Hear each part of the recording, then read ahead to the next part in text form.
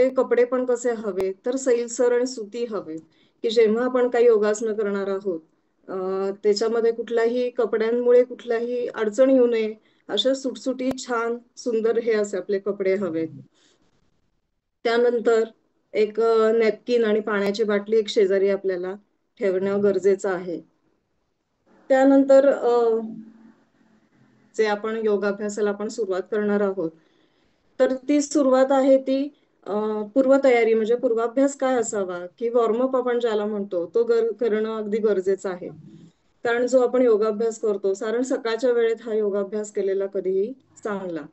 मग आपण रात्री पूर्ण झोपलेलो असतो. आपले पूर्ण शरीर, आपले स्नायू सगळे काय झालेले असतात, सगळे शिथिल झालेले असतात, रिलॅक्स झालेले असतात. मग हे त्यांना आपण सांगितलं पाहिजे ना, की आता आपण व्यायाम करणार आहोत. आपल्या शरीरामध्ये भरपूर घडामोडी घडणार आहेत. कुठं दाब मिळणार आहे, ताण मिळणार आहे किंवा पण असं पीळ देणार आहे पोटांना, पाठीच्या स्नायूंना. तर हे कुठेतरी आपल्याला शरीराला किंवा आपल्या स्नायूंना त्याची कल्पना आली पाहिजे. म्हणून हा वॉर्मअप किंवा पूर्व अभ्यास करणं खूप गरजेचं आहे. काही-काही काय करतात, की डायरेक्ट आसनं किंवा काही गोष्टी करायला जातात. त्यामुळे काय होतं, क्रॅम्प येतो. पोटामध्ये मुरड येते. त्याच्यानंतर भरपूर गोष्टी म्हणजे जे आपल्याला साध्य करायचे असतात, की आपलं कपाळ आहे ते गुडघ्यापर्यंत नेणं वगैरे जिथं अपेक्षित आहे. तर या गोष्टी घडत नाहीत.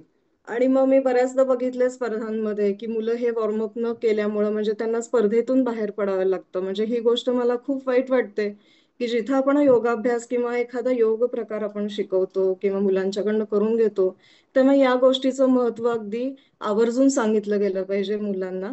की तुम्ही हा जो अभ्यास आहे तो नक्कीच केला पाहिजे. आता हा पूर्वाभ्यास कसा आपण करू शकतो? साधारण डोक्यापासून खाली पायापर्यंत सुरुवात करायची. ह्याच्यामध्ये आपण डोळे, मान, त्याच्यानंतर खांदे, गुडघे यांचा आपण समावेश करू शकतो पूर्वाभ्यासमध्ये. आता हे जे पतंजली ऋषींनी आता शर्वी मॅडमनी पण सांगितलं. पतंजली ऋषींनी जे अष्टांग योग सांगितलेलं आहे, त्याच्यातली ही तिसरी पायरी आहे योगासनांची. त्याचं पहिली जी आहे ती यम आणि नियम. त्याच्यातही 5-5 प्रकार पडतात. तो खूप डीपली अभ्यास करण्याची ती गोष्ट आहे. म्हणजे त्या यममध्ये अहिंसा, सत्य, ब्रह्मचर्य आणि अपरिग्रह असे 5 प्रकार येतात. मग त्याच्यामध्ये अहिंसा आपण त्या मुलांना तेही सांगितलं पाहिजे, की अहिंसा म्हणजे काय? सत्य नेहमी खरं बोलावं. त्याच्यानंतर ह्या गोष्टी आहेत त्या टप्प्याटप्प्याने त्यांना सांगितल्या गेल्या पाहिजेत.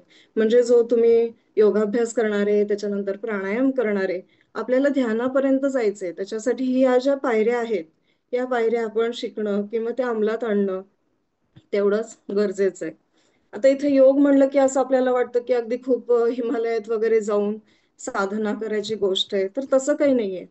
हा जो त्यांनी पतंजली ऋषींनी जो अगदी खूप हजारो वर्षापूर्वी याचा निर्माण झालेली आहे किंवा त्याचा अभ्यास केलेला गेलाय. त्याच्यानंतर हळूहळू बऱ्याच लोकांनी त्याच्यावर अभ्यास करून सुटसुटीत एक असे छोटे-छोटे ग्रंथ तयार केलेत. आता बरीचशी पुस्तकं आहेत की ज्याच्यामध्ये आपण